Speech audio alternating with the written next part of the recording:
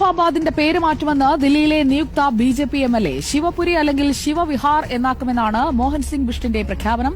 Joyce Daniel നൽകും കൂടുതൽ വിവരങ്ങൾ. Joyce Daniel, good evening. എന്തുകൊണ്ടാണ് ഈ പേര് മാറ്റുന്നതെന്നാണ് നിയുക്ത എംഎൽഎയുടെ വിശദീകരണം? ഹായ്, അഹമ്മദാബാദിന്റെ പേര് മാറ്റാൻ പോവാന്ന്. ഓന് വല്ലാത്തൊരു ചൊറിച്ചിൽ ആ പേരുണ്ടായിട്ട്. ഞങ്ങൾക്കറിയടാ ഞങ്ങൾ പേര് മാറ്റുന്ന്. ഒരു MLA സ്ഥാനം കിട്ടിയ പേര് മാറ്റണം. അപ്പൊ ഒരു മന്ത്രി ഇന്ത്യനെ വരെ വെക്കും. ചാണകവും പശുവിന്റെ മൂത്രം കുടിക്കണം. നിങ്ങളോടൊക്കെ എന്ത് സംസാരിക്കാൻ? ഞങ്ങൾ പേരല്ലേ മാറ്റുള്ളൂ.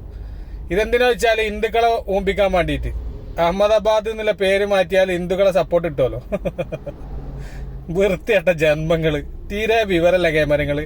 എത്ര പണിയുണ്ട് ആ പേര് മാറ്റി കഴിഞ്ഞാല്. എത്ര ആൾക്കാർ അഡ്രസ് ഉണ്ടാവും, പല പ്രശ്നങ്ങളുണ്ടാവും. നിങ്ങൾ നോട്ട് നിരോധിച്ചാണല്ലോ രാത്രിക്ക്. പിന്നെ നിങ്ങൾക്ക് എന്തും ചെയ്യാലോ. ആരും ചോദിക്കാനും പറയാനൊന്നുമില്ലല്ലോ. ഉളുപ്പില്ലാത്ത ജാതികള്.